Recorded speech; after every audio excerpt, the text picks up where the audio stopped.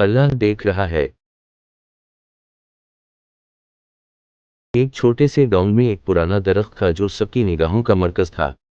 گاؤں والے اس درخت کو بہت اہمیت دیتے تھے کیونکہ وہ سمجھتے تھے کہ اس درخت میں روحانی طاقت ہے۔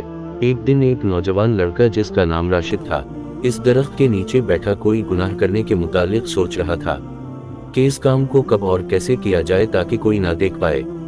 اسی دوران وہاں ایک بوڑھی عورت آئی اور وہ بھی درخت کے نیچے بیٹھ گئی۔ عورت نے ہلکا سا سر اٹھایا اور راشد کی طرف مخاطب ہو کر بولی، بیٹا، میں جانتی ہوں کہ تم کیا سوچ رہے ہو، لیکن یاد رکھنا اللہ کی نگرانی میں کوئی بھی چیز چھپی نہیں رہ سکتی۔ تمہارے دل کی حالات بھی اللہ کے علم میں ہے۔ انسان ظلم کرتے یا کوئی اور گناہ کرتے وقت یہ بھول جاتا ہے کہ اللہ دیکھ رہا ہے۔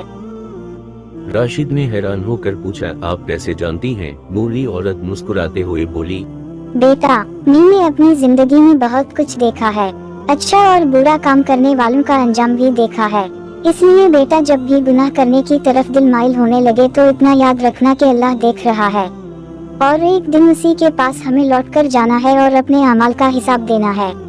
انسان کی تربیت کے لیے یہ ایک جملہ ہی کافی ہے کہ اللہ دیکھ رہا ہے۔ اس عورت کی یہ باتیں سن کر راشد کو احساس ہوا کہ اللہ کی نظر سے کچھ بھی چھپا نہیں رہتا، اللہ کی نظر ہر وقت ہمارے اعمال پر ہے۔ راشد نے دل کی گہرائیوں سے سچائی اپنانے اور گناہوں سے دور رہنے کا عہد کیا۔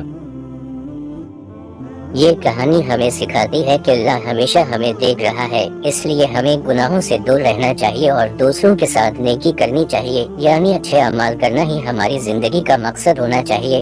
مٹ جائے گناہوں کا تصور ہی جہاں سے، مٹ جائے گناہوں کا تصور ہی جہاں سے، اگر یہ یقین ہو کہ اللہ دیکھ رہا ہے۔